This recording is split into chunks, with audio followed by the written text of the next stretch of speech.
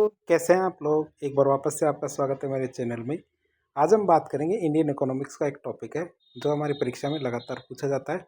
कई बार तो ये बड़े बड़े क्वेश्चनों में या मेंस के क्वेश्चनों में भी पूछा जा रहा है, तो हमें पता होना चाहिए इन चीज़ों के बारे में। कौन सी चीज़? भारत में नवरत्न कंपनियाँ। सबसे पहले बात करेंगे नवरत्न कंपनियाँ क्या होती है, नवरत्न का दर्जा पाने के लिए कौन कौन से क्राइटेरिया होनी चाहिए, मानदंड क्या क्या है, नवरत्न कंपनी यदि किसी को दर्जा मिल जाता है तो उसके क्या लाभ है, भारत में कौन कौन सी कंपनियां नवरत्न कंपनियां हैं। सबसे पहले बात करेंगे हम केंद्रीय सार्वजनिक क्षेत्र के उद्यम CPSE की, अर्थात केंद्रीय सार्वजनिक क्षेत्र के उद्यम जो उनको उन्हें होने वाले लाभ और नेटवर्थ के आधार पर 3 श्रेणियों में बांटा जाता है। तो सबसे पहले हम इन्हीं से शुरुआत करते हैं कि जो हमारे CPSE है, तो इनमें जो नेटवर्थ और लाभ इसी के आधार पर 3 श्रेणी में बांटा जाता है। एक कंपनी होती है हमारी महारत्न कंपनी, एक होती है नवरत्न और एक होती है मिनी रत्न। सबसे पहले नवरत्न की बात करेंगे क्योंकि हमारा टॉपिक क्या है, नवरत्न कंपनियां। तो नवरत्न कंपनी की बात करें तो भारत में नवरत्न योजना की शुरुआत सन 1997 में की गई थी। नवरत्न कंपनियां बनाने की शुरुआत कब से की गई थी? 1997 में। नवरत्न कंपनी का दर्जा प्राप्त करने के लिए कंपनी के पास कौन कौन से मानदंड होने चाहिए? कंपनी को नवरत्न का दर्जा मिनी रत्न का दर्जा पहले से उसके पास होना चाहिए। यदि कंपनी के पास मिनी रत्न का दर्जा पहले से है तो वह कंपनी महारत्न बन सकती है। पिछले 5 वर्षों में से 3 वर्षों में उसकी अच्छी रेटिंग होनी चाहिए, अर्थात जब उनको ये दर्जा दिया जा रहा है तो उन 5 वर्षों में 3 वर्षों में उसकी रेटिंग कैसी होनी चाहिए? वेरी गुड रेटिंग होनी चाहिए। नवरत्न कंपनियों को अच्छी रेटिंग के लिए 6 पैरामीटर्स निर्धारित किए गए। क्या दिए गए? 6 पैरामीटर्स निर्धारित किए गए अच्छी रेटिंग के लिए, कि उनको किस आधार पर अच्छी रेटिंग मिले। और इन 6 पैरामीटर्स के आधार पर 100 अंकों का स्कोप निर्धारित किया जाता है, अर्थात इसके आधार पर कितने अंक दिए जाते हैं? 100 अंक दिए जाते हैं। और इन 100 अंकों में से 60 अंक तक प्राप्त करने वाली जो कंपनियां होती है उनको नवरत्न कंपनी का दर्जा मिल जाता है। 100 में से यदि कोई कंपनी 60 अंक प्राप्त कर लेगी तो उसे क्या होगा? नवरत्न कंपनी का दर्जा मिल जाएगा। अब बात करें 6 पैरामीटर्स कौन कौन से जिनके आधार पर किसी भी कंपनी को नवरत्न कंपनी का दर्जा मिल जाता है। पहला पैरामीटर आता है हमारा कुल शुद्ध पूंजी। पहला पैरामीटर क्या आता है? कुल शुद्ध पूंजी आता है। दूसरा पैरामीटर आता है हमारा निव्वल लाभ या नेट प्रॉफिट। तीसरा आता है हमारा कुल श्रम शक्ति लागत या टोटल लेबर कॉस्ट।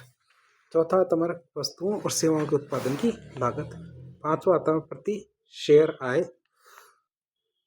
छठा आता है सेवा निष्पादन।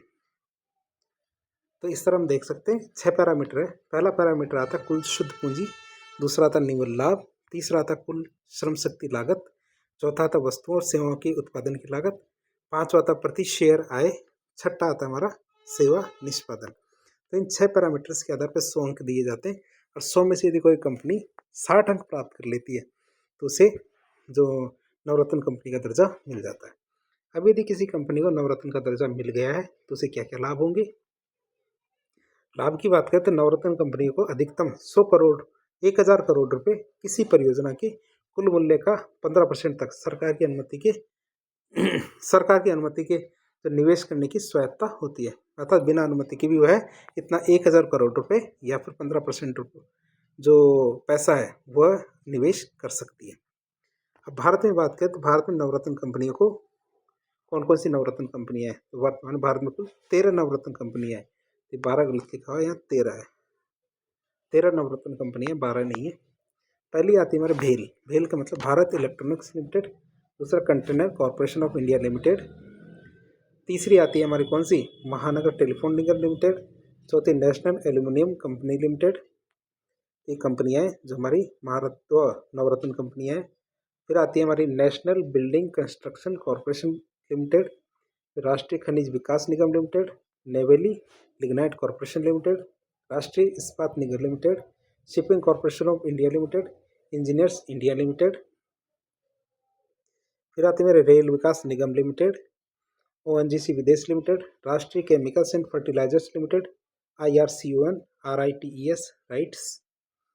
फिर आती है मेरे national fertilisers limited, central warehouse corporation, house and urban development corporation limited, Indian renewable energy development agency limited, Mazagon dock shipyard limited, RailTel corporation of India limited, solar energy corporation of India limited, NHPC limited और हमारे सतलज जल विद्युत निगम limited, ये हमारी नवीनतम है जिसको हाल ही में इसमें दर्ज किया गया है, जोड़ा गया है।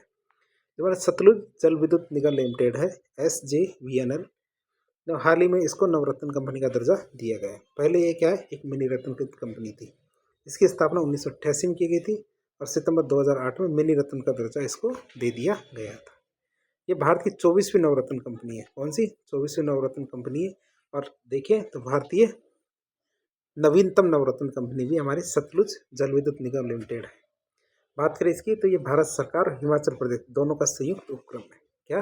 हिमाचल प्रदेश और भारत सरकार दोनों का क्या है? संयुक्त उपक्रम है। इस कंपनी को, जो ये नवरत्न कंपनी है, इसका दर्जा 30 अगस्त 2024 को दिया गया था। कब दिया गया था? 30 अगस्त 2024 को इसको नवरत्न कंपनी का दर्जा मिला हुआ है। अब बात करें हम किसकी? नेटवर्थ या निवल मूल्य क्या होता है? नेटवर्थ का मतलब होता है जो प्रदत्त पूंजी, चुकता पूंजी होती है, मतलब पेड अप कैपिटल होती है। ये आप साफ देखें तो कंपनी में लगा हुआ निवेश और उसमें क्या, कंपनी रिजर्व या कंपनी की जो बचत है, दोनों को जोड़ दिया जाता है। अगर कंपनी में लगा हुआ निवेश और कंपनी की बचत को जब जोड़ दिया जाता है तो हमारी नेटवर्थ आ जाती है। मतलब कंपनी रिजर्व और जो हमारा पेड अप कैपिटल है, इन दोनों को जोड़ दिया जाता है तो हमारी नेटवर्थ आ जाती है। नेटवर्थ से कंपनी की क्षमता और कंपनी के मूल्य को देखा जाता है कि कंपनी किस लेवल की है, इसका पता चलता है। फिर बात करें ये टर्नओवर या कारोबार क्या होता है? कंपनी जितने मूल्य का कारोबार करती है उसे टर्नओवर कहा जाता है। आय की बात करें तो कंपनी के कारोबार की शुद्ध बचत को ही आय कहा जाता है। प्रॉफिट या लाभ की बात करें तो कर आदि देने के बाद शेष राशि जो बचती है उसे प्रॉफिट या लाभ कहते हैं। कंपनी रिजर्व की बात करें तो निवेशकों की हिस्सेदारी बांटने के बाद कंपनी के खाते में बचा हुआ धन क्या कहलाता है? रिजर्व कहलाता है। मतलब कंपनी के खाते में कंपनी का पैसा क्या कहलाता है? कंपनी रिजर्व कहलाता है।